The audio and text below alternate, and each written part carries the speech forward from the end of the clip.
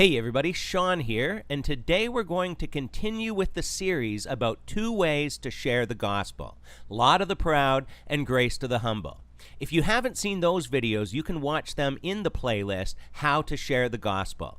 Anna Sanders asked the question, what do you say to someone when they tell you that they don't believe in sin?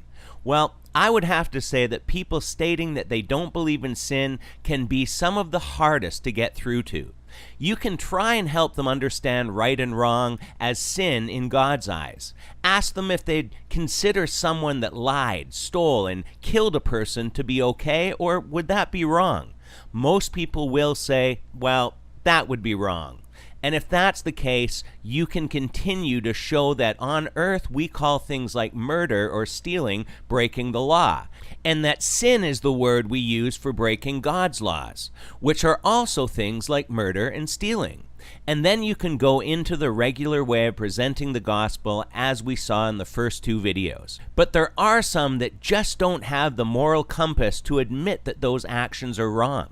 I remember talking to one guy from Sweden here in the Philippines, and he was very new age in this sense. He didn't believe in right or wrong, but only growing and learning as we move towards perfection. These people may very well believe in a so-called God, but not a God that punishes. Instead, the universe has natural laws of cause and effect for our actions. Yet the action in itself is not necessarily right or wrong, but a step in our enlightenment and oneness with the Creator.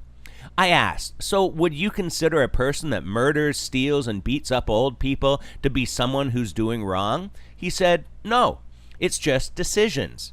I said, what about a person that helps the homeless and feeds the hungry? Wouldn't you say that person was doing more good for the world than the previous person? He said, no, it's just different decisions we make as we learn. Well, I was speechless. I tried to speak common sense in many ways, but he wouldn't have it. How do you get through to someone like that? All we can do is plant a seed of God's truth and allow God to do the rest. Explain that the God we worship is perfectly good and that according to his laws, things like lying, stealing, and murder are wrong. And just like a good judge on earth, he will punish those who break his laws. But also like on earth, if we have someone pay our fine to the judge, we will be set free, even though we were guilty of a crime. That's what God did for us. Jesus was fully God and fully man and took the death penalty for our crimes against God.